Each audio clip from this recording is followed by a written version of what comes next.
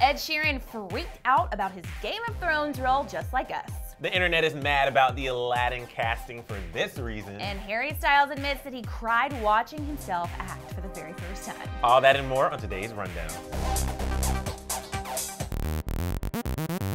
What's up, guys? Welcome back to The Durr. How's your weekend, Erin? Oh my gosh, it was great because I got to watch Game of Thrones last night. It was so good, but first, can we talk about the Zayn and Gigi backlash? Let's do it. Okay, guys, so I don't know if you remember last week we talked about Zayn and Gigi posing in Vogue's August edition and on the cover in gender fluid clothing. Well, that statement and this spread in Vogue has caused a lot of backlash for Zayn and Gigi. They posed in matching and coordinating tracksuits and formal wear meant to showcase the trend of gender fluid fashion.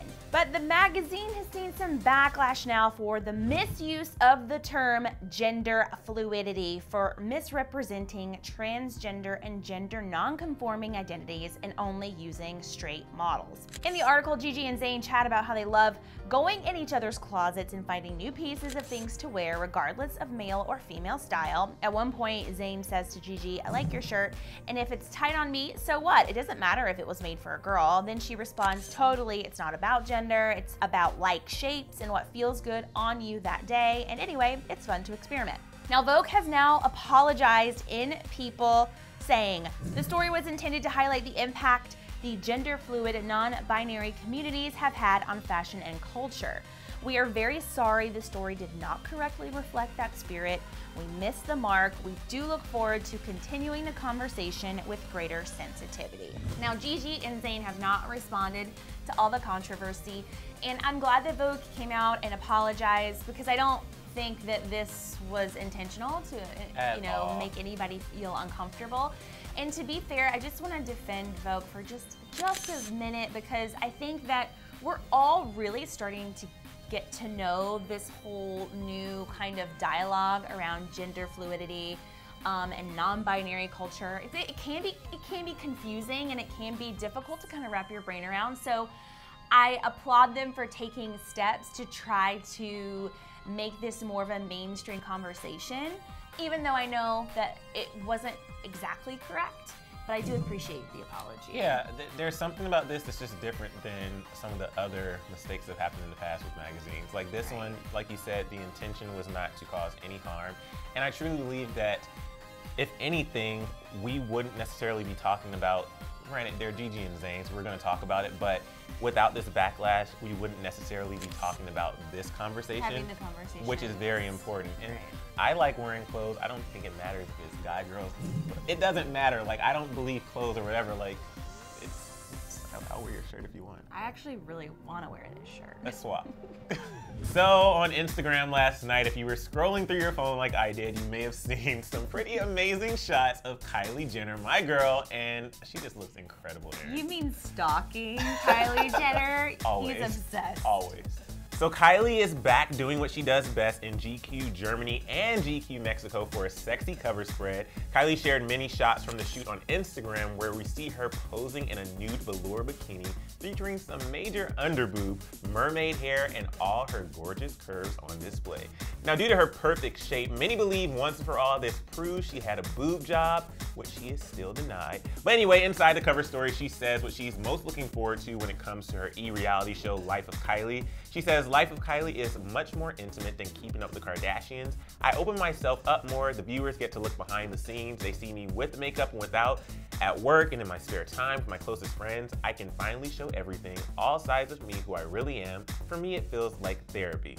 She also goes on to talk about how she loves social media, saying, "My generation has grown up with the social media and I am very happy about it, even if I sometimes switch off my mobile phone and just want my peace." Do you think that Kylie's new show is going to feel or be different than Keeping Up with the Kardashians? Because I feel like they're promoting it as this intimate, in-depth docuseries, but I have a feeling it's gonna feel just like Kylie's reality show. I mean, I think that every spin-off of Keeping Up with the Kardashians, they always make it seem like it's gonna be different, but they all feel the exact same. Like, they do a little bit different of editing, they add some different transitions, but the general consensus is that they all feel like the same show, just spread out. I think with this though, I actually, and it could be because I like Kylie a lot, but I for some reason feel like this is gonna be a lot different. Maybe because, like you said, when the trailer's released, what we've seen so far just seems like it's going to skew younger and have a different tone.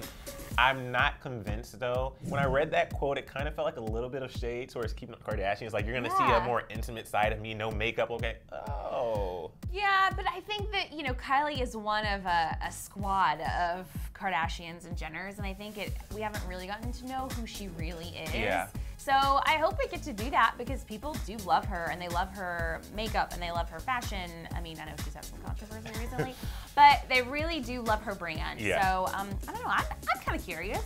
Have to wait and see. Well, Emil and I both are huge Game of Thrones fans. I was living for last night's episode. I won't give away any spoilers, but I will say that Ed Sheeran did appear in the episode. We have reported this in the past, so it's not, if it's spoiling it for you, it's because you haven't been on the internet recently. And I freaked out because at first I didn't realize it was Ed Sheeran. He makes a stinging cameo in the episode, which is amazing. So Arya Stark is on her way to King's Landing and she sees this group of Lannister soldiers hanging out in the woods, one of which is Ed Sheeran, which broke my heart. I'm just like, why are you a Lannister soldier? But in the episode, I was so nervous because it felt tense, right? Because Arya is amongst these Lannister soldiers. It does feel like Ed's gonna kill her or something. And I was like, please don't let Ed kill Arya. That would be horrible. And I won't tell you exactly how it played out, but I will say I was pretty impressed by his acting chops. I was too, and you know he's a huge fan. I guess the best part of it is we're on Clevver, so we report about this stuff. I know I forget sometimes stories I report on. And so I heard this voice and I was like, God, that singing sounds beautiful. And then when it got to the show, I was like, wait, that's Ed Sheeran. I was like, oh yeah, we talked about that. I'd forgotten about it. I think I wanted to forget about Yeah. it, so it would still surprise me in the episode, which it did. Nothing compared to a woman's kiss. For hands of gold are always cold, but a woman's hands are warm. Also, Ed freaked out about the scene as much as we're freaking out. He posted a series of photos from set and his living room and more on Instagram during Sunday night's airing, and it was so cute. All right, guys, so a lot of singers want to act these days, including Harry Styles, who was on BBC One Radio, and he played this game called Heart Monitor Challenge, and let's just say it got a little awkward. It's Ryan Gosling from The Notebook. Looking very handsome. Mm-hmm. It's a good scene. Great scene. Heart rate's rising to He's 80. great. And someone that you spent a lot of time with, someone that went their separate ways. How does Zayn Malik make you feel? Here in a leather jacket, but no shirt. Yep. I think that It's a nice combo. that would be too sweaty for me. Personally, for me, that would be a little too sweaty. Little too also. sweaty. All right, so Aaron, he clearly wasn't feeling that game, but my favorite part is when Ryan Gosling's picture came up at the beginning and he saw the heart rate go up. I'm like, that's me. Every time I see Ryan Gosling, I'm like, I love you. I know. I think he was starting to get a little nervous about what was to come because I really felt like at any point he was going to pull up like a Taylor Swift photo or a photo of him like with a girl that he's dated in the past. Yeah. And so I think he was more nervous about what was to come than he was nervous about looking at Because Ryan once you Gosling. see like a shirtless picture, like if he's willing to do that, what is coming? And you clear this stuff with the publicist normally, but you know those radio jocks, they like to sneak stuff in. Yeah, they're good. Makes me want to go into radio just so I could do fun stuff with celebrities. So Harry wasn't really feeling the game, but he did feel like talking about his new film, Dunkirk. He revealed that he was so overcome with emotion while seeing it for the first time at the London premiere that he cried. He said, the first time I watched it because I hadn't seen anything and how he put the story together, I was more watching to see how the story was. And when I watched it at the London premiere, it got me a couple of times. There were a couple of emotional bits, but I didn't know if I was allowed to cry at a film I'm in. But yeah, it was really emotional. The interesting thing was when he talked about his audition though, he said that he wore a beanie hat and a jumper for his audition as he wanted producers to see him as a blank canvas, and that he was very excited when he found out he got the part. And he was nervous for his first day at work as well. He said, I think walking onto the set was so overwhelming, trying to imagine something of that size, and when you actually see it, it's insane. My first day was one of the hardest weather days, so it's like being thrown in at the deep end. Aaron, I just love him. I want to see this so bad. I know. So Also, bad. he told Capital FM that he had a little wrist injury. It was very minor, and he's like, he didn't feel comfortable complaining about it because all the stuntmen who were really giving it their all were literally like, there were explosions happening, and those men were like falling from bridges and all kinds of stuff. So he's like, I couldn't complain, but my wrist is still messed up. Well, you know why that makes me happy? Because there's so many people who, once they reach a level of fame in another category, so he's like a musician, when they're able to get these opportunities easily because of who they are, they become divas. And he didn't, like, he's still like the normal Harry Styles. He's not like saying, hey, I'm Harry Styles, I need this, I need that. He's like, oh, I had a wrist injury, but I'm fine, you know? Yeah, well, we'll see. This is his first movie. Let's not get too excited about it. Stay true, Harry, stay true. Whew! Okay, Disney has finally announced who they're going to be casting in their new live-action version of Aladdin. And you guys probably know it was rumored for a very long time that Jade from Little Mix was in the running to play Jasmine. And looking at a photo of Jasmine and her side by side, I mean, the iconicness of Jasmine just is Jade. Like, I couldn't have picked a better looking version of Jasmine. Yeah. Well, unfortunately, Jade did not make the cut, and the internet feels some kind of way about it. So Sean Bailey, who is president of production at Walt Disney Studios, revealed the news at the D23 Expo on Saturday, saying, quote, Aladdin will be played by a young actor named Mena Massoud. Jasmine will be played by Naomi Scott. So Mena is known for his role in Amazon TV's Jack Ryan series, and he's a Canadian actor of Egyptian heritage, which is cool. Naomi, on the other hand, is a British actress of Indian descent who recently starred in the Power Rangers reboot. So don't forget, it's already been announced that the iconic genie role was given to Will Smith, which I love. And while the story of Aladdin is set in a fictional country, many believe that it's clearly a Middle Eastern country, and therefore not everyone loves the choice of British Indian actress Naomi as Jasmine. One person on Twitter tweeted, I love Naomi Scott, but I don't love the brown people are interchangeable idea that Hollywood believes in, so it's a no from me.